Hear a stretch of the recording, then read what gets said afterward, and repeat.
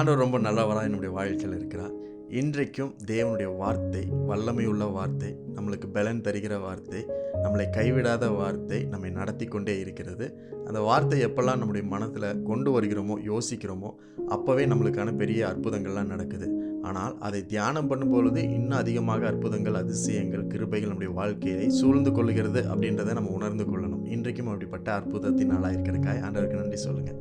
ஏசாயா 30:15 இப்படி இருக்கு: நீங்கள் மனம் திரும்பி அமர்ந்திருந்தால் ரட்சிக்கப்படுவீர்கள், அமெரிக்கையும் நம்பிக்கையுமே உங்கள் பலனாய் இருக்கும் என்று இஸ்ரவேலின் பரிசுத்தராயிருக்கிற கர்த்தராகிய தேவன் சொல்கிறார். நீங்களோ அப்படி செய்ய மனதாயிராமல். இந்த வசனம் நம்முடைய வாழ்க்கையின் வெற்றிக்கான ரகசியமான ஒரு காரியமாக இருக்கிறது. என்ன சொல்லப்பட்டிருக்குன்னா, நீங்கள் மனம் திரும்பி அமர்ந்திருந்தால் ரட்சிக்கப்படுவீர்கள். இன்றைக்கும் நம்முடைய வாழ்க்கையில் ஒரு மனம் திரும்புதல் தேவைப்படுகிறது, ஒரு ரிப்பன்டன்ஸ் தேவைப்படுகிறது. இது எந்த விதமான மனம் திரும்புதல் அப்படின்னு பார்த்தீங்கன்னா, அமர்ந்திருக்கத்தக்கதான மனம் திரும்புதல். எல்லாவற்றையும் அவசரப்பட்டு செய்து வேகமாக செய்யணுன்றது மனம் திரும்புதல் கிடையாது.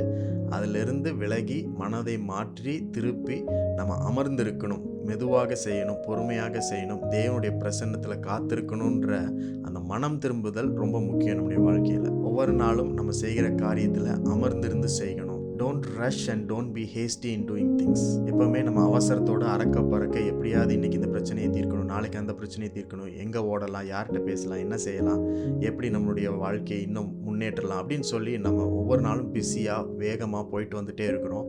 என்ன செய்கிறோன்னு நம்மளுக்கே தெரியல. ஆனால் அது நமக்கு உதவி செய்யாது, அது நம்மை பலப்படுத்தாது. எப்பொழுது அமர்ந்திருக்கலாம், தேவனுடைய பிரசன்னத்தில் இருக்கலாம், அவர் எல்லாவற்றையும் பார்த்து கொள்வார் அப்படின்ற மனம் திரும்புதல் ஏற்படுகிறதோ அது நம்மளுக்கு பலனாக மாறும். அதுதான் இந்த வசனத்தில் தொடர்ந்து சொல்லப்பட்டிருக்கு. அமெரிக்கையும் நம்பிக்கையுமே உங்கள் பலனாயிருக்கும் அப்படின்னு கர்த்தரே சொல்லுகிறாராமா. அமெரிக்கை அப்படின்னா அமைதியாக இருக்கிறது, நம்பிக்கைனா தேவனுடைய வார்த்தையில், அவருடைய வல்லமையில் நம்ம நம்பி இருப்பது. நம்முடைய பலத்தில், நம்முடைய டேலண்ட்ஸில் நம்பி இல்லாமல் தேவனுடைய வார்த்தையில் அவர் எவ்வளோ பெரியவர் அப்படின்ற அவருடைய தன்மையில் நம்பி இருக்கிறது.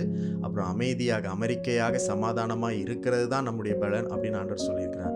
ஸோ அந்த பலனை விட்டுட்டு நம்ம வேறு எது செய்தாலுமே நம்மளுக்கு பலன் வராது, மாறாக சோர்வுகளும் பலவீனம் தான் வரும். உங்கள் வாழ்க்கையில் எந்த பகுதி வேணாலும் நீங்கள் எடுத்துக்கோங்க. உங்களுடைய படிப்பாக இருக்கலாம், உங்களுடைய வேலையாக இருக்கலாம், உங்களுடைய பிஸ்னஸ், உங்களுடைய சம்பாத்தியம், உங்களுடைய வீட்டு வேலைகளாக இருக்கலாம், வாழ்க்கையினுடைய ஃப்யூச்சராக இருக்கலாம். எதுவாக இருந்தாலும் எல்லா ஏரியாவிலையும் உங்களுக்கு பலன் தருகிறது எதுனா, நீங்கள் தேவனுடைய பிரசன்னத்தில் அமர்ந்திருக்கும்படி மனம் திரும்புதல் தான். அவருடைய வார்த்தையை நம்பி இருப்பதும், அதில் சமாதானமாய் அமெரிக்கையாக இருப்பதும் தான் உங்களுடைய பலனாக இருக்கிறது. ஆகவே இந்த பலனை உங்கள் லைஃப்பில் ப்ராக்டிக்கலாக நீங்கள் ப்ராக்டிஸ் பண்ணுங்கள். இந்த பலனால் உங்களை நிறைத்து கொள்ளுங்கள்.